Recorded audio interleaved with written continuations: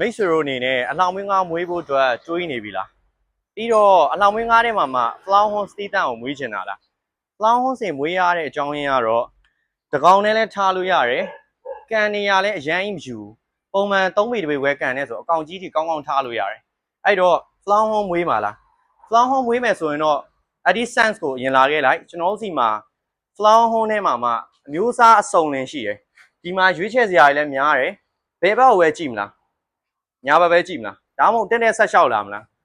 အကုန်လုံးရှိရဗျာပြီးရင်ကျွန်တော်တို့ပြိုးဆိုင်လည်းရှိမယ်ဒီလိုမျိုးဖြစ်ပြီးသားခွဲချောင်းလေးလည်းရှိမယ်ခွဲချောင်းလေးတွေဆိုတာလည်းလုံးဝ quality เนาะ site သေးသေးလေးနဲ့လုံးဝ quality grade ထွက်တဲ့ငါးလေးတွေကြီးပဲအဲ့အသေးလေးတွေကို quality တီးတန့်ပဲမွေးပြီး feed ခြင်းလားအကုန်ရမယ်ပြီးတော့နောက်တစ်ခုကတော့ဒီမှာငါးရွေးမယ်ဆိုရင်ဘယ်လိုပုံစံမျိုးရွေးခြင်းလဲပေါ့ရွေးချယ်တရားပုံစံတွေအများကြီးရှိတယ်အဲ့တော့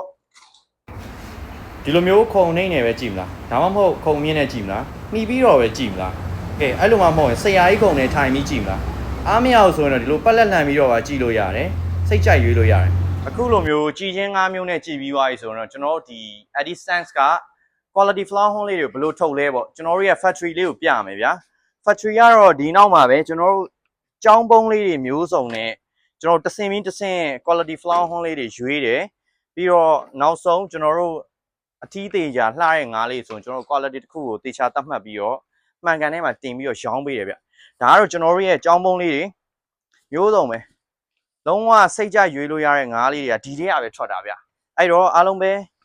Eddie Sands မှာဟွန်းလေးတွေတေချာလာကြည့်ပြီးရွေးကျင်တယ်ဆိုရင်တော့ကျွန်တော်တို့ဆိုင်လိပ်စာကတန်တူးမာလမ်းနဲ့ပေါ်ဆန်းမွေးလမ်းတောင်းမှာရှိတယ်။သုံးဝနာပန်းညာရှိတက်တဲ့မှာ Google Map ကဆိုရင်လည်း Eddie Sands ဆိုပြီးတော့ရိုက်ရှာလို့ရပါတယ်ဗျအားလုံးပဲ Thank you ပါ